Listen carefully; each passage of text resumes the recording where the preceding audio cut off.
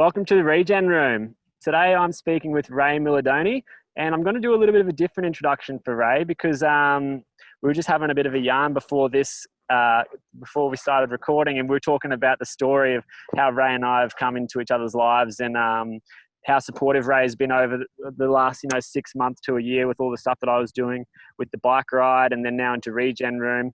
So Ray works for an organisation called Farming Secrets, and they were supporters of the big bike ride.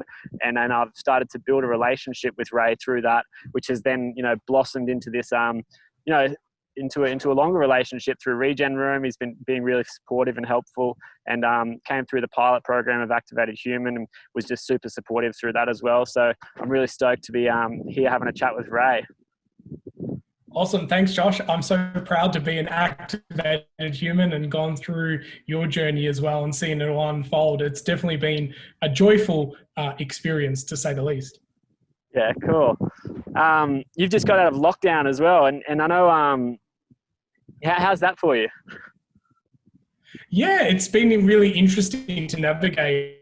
It's a space where I can, have to go down and stop. And I think that's why a lot of the things that, we've been working on and helping with Farming Secrets and even doing the Activated Human program and permaculture program, I really went deep in my, I went into my soul, I guess, and a little bit of soul searching, tried to use that forced way of slowing down to, use that time wisely. And it has been a hard kind of thing to navigate. It's still a little bit weird now, even speaking about it. Like, there's a lot of social anxiety that comes with even being allowed to leave.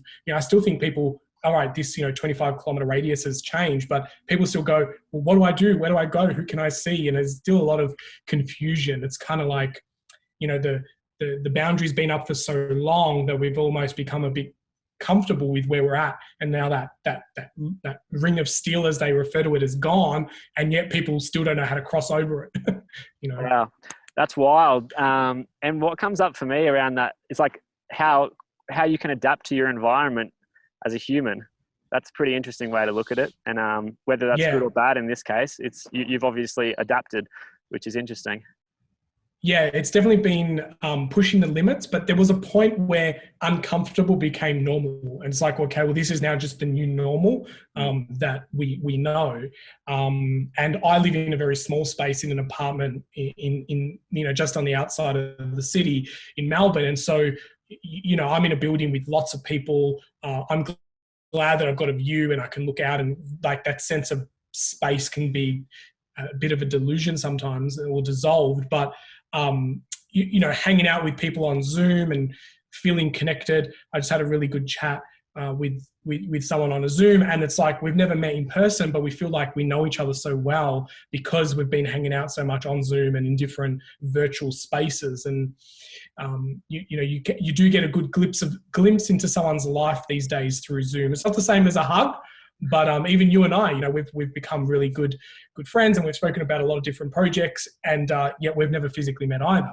So there's a lot more of this kind of deeper connection through some of the guided conversations that we've done together in Activated Humans and through some of the networks that we've been hanging out with, which has been fun.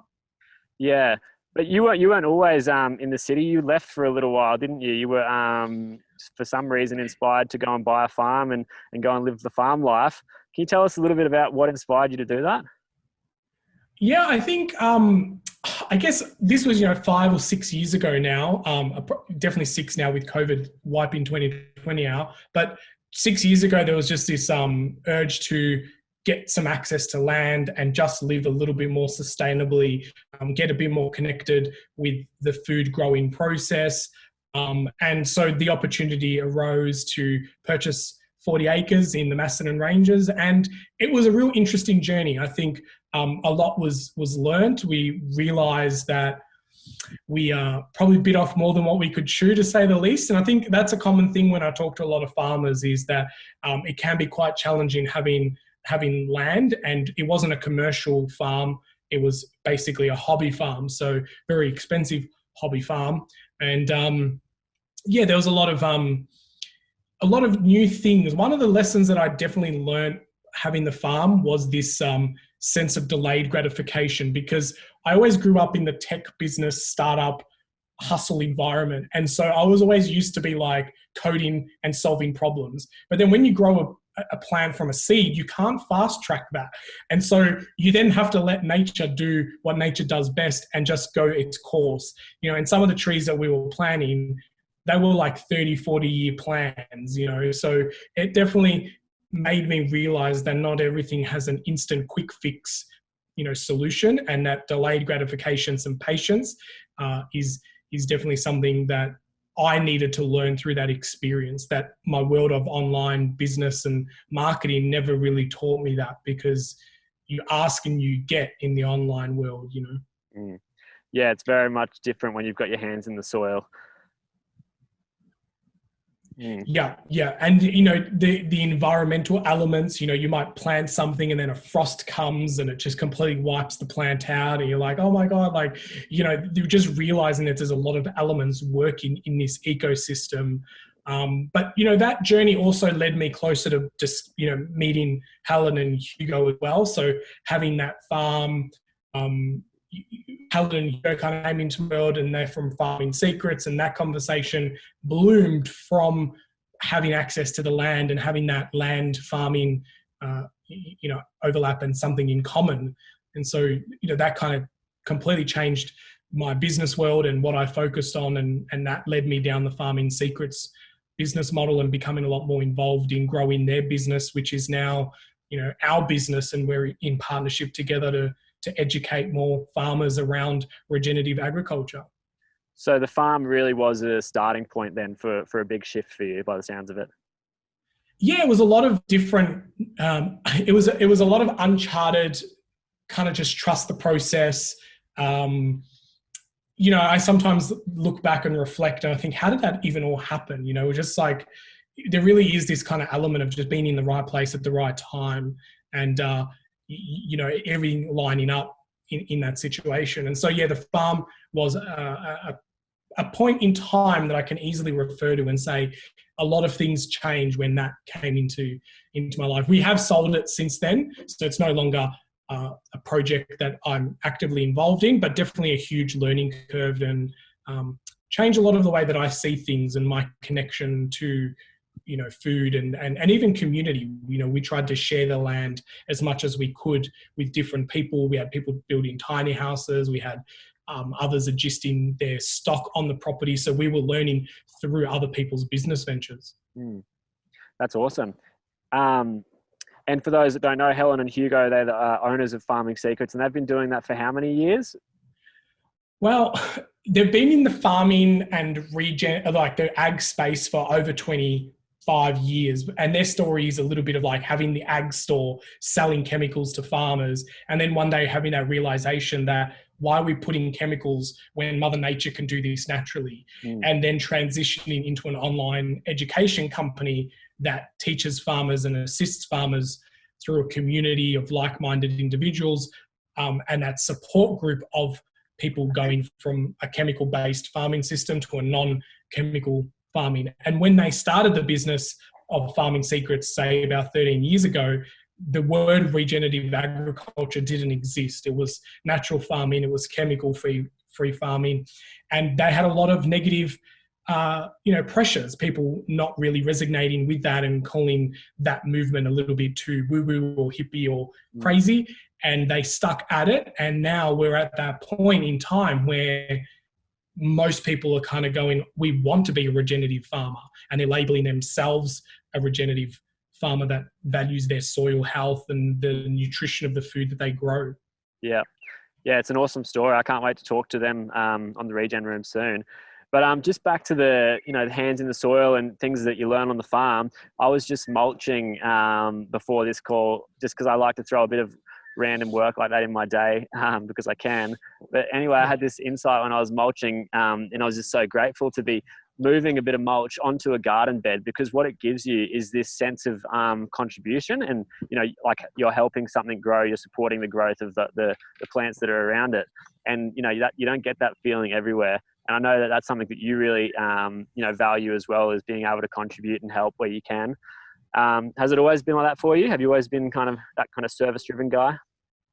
Yeah, I think it comes from my younger age of one of my first roles was in a fast food restaurant, and there is this sense of like, you know, customer first, serve others, and so that is a little bit of my natural DNA, and probably even beyond, before that, I've always had this kind of like caring nature where I would go out of my way and kind of look after others before I even, take care of myself. And, there's that whole cliche saying of like, in an airplane, you need to fit your own mask first.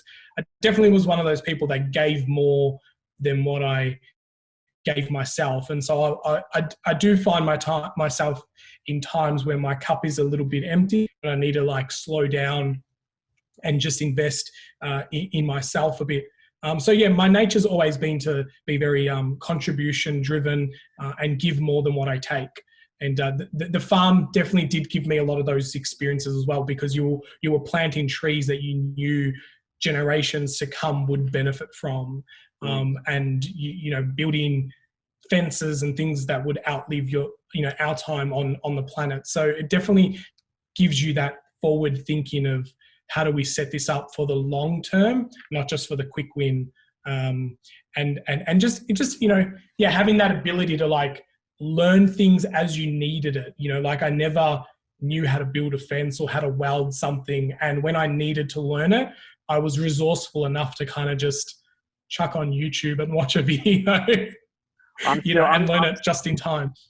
I'm still learning the art of building fences. If you can build a fence that's going to outlast your life, you need to teach me how to do that. I built a fence the other day on the farm and it came down in the storm. And, oh gosh, that's how it is. But I knew it was the storm. Yeah, exactly. Yeah, no, Ray, I was wondering as well, if you could pinpoint like one of the biggest lessons that you've learned on this regenerative journey, what would that be? It's a good question. And my natural instinct is to get out of the way. I think humans feel like they're in control. And the more that we try to intervene with a system that works so well naturally and has lasted beyond our existence and other life forms, we just really need to learn to get out of the way. And no man-made synthetic input can definitely outweigh the benefits that can naturally occur. Yeah. And so from that, regenerative mindset, it is literally about like doing less and achieving more. And that is one of the biggest mindset shifts that I find with farmers, is that they put their net value on how busy they are on the farm and how many hours they sit in a tractor. And so letting them realize that they can not do those type of tasks anymore and they're less needed on the farm can be a big clash with their net worth and why they're needed, and their ego gets in the way. But the biggest thing I've learned and discovered through this regen journey is just get out of the way. Yeah, I love that. It's awesome. And you're right. That's so true in regards to some of the ways that farmers can view the work. Well, but you're right. Just get out of the way, and also like learn the natural systems a little bit. Because if you're moving out of the way, you could still like support from the sideline kind of thing, without constraining the systems that are trying to do their thing. Yeah, and that's what happens when you get out of the way. You actually start observing what naturally happens. There's been a couple of documentaries that have come to surface recently around, a more lighter farming method. And, one of the biggest things that I learned through these documentaries is that one problem is the next problem solution. And if you just let the ecosystem solve its own problems, if you've got too many snails, then ducks will eat and birds will eat the snails if you allow the bird numbers to increase. And then if birds become the problem, then their predator will, if you allow their predator to be introduced to the ecosystem, will take care of the bird numbers. So while we can try and get in the way, if we've got our hands too busy working at something and actually getting in the way, we don't ever have that time of respite to just sit there and observe the land and go, oh, that's interesting. That animal came in and that animal left. Maybe that animal can control that animal, And so when we actually just observe, we we learn more, you know, and the Yep. same with all the plant life that's on the property, you know, realizing that there are no weeds and there's just a succession of different plants, that if a plant keeps coming onto your property, that's trying to tell you something. And if you get out of the way and not keep pulling it out or poisoning it or trying to control the situation, you realize that by increasing a particular different species, that plant will naturally just not exist there.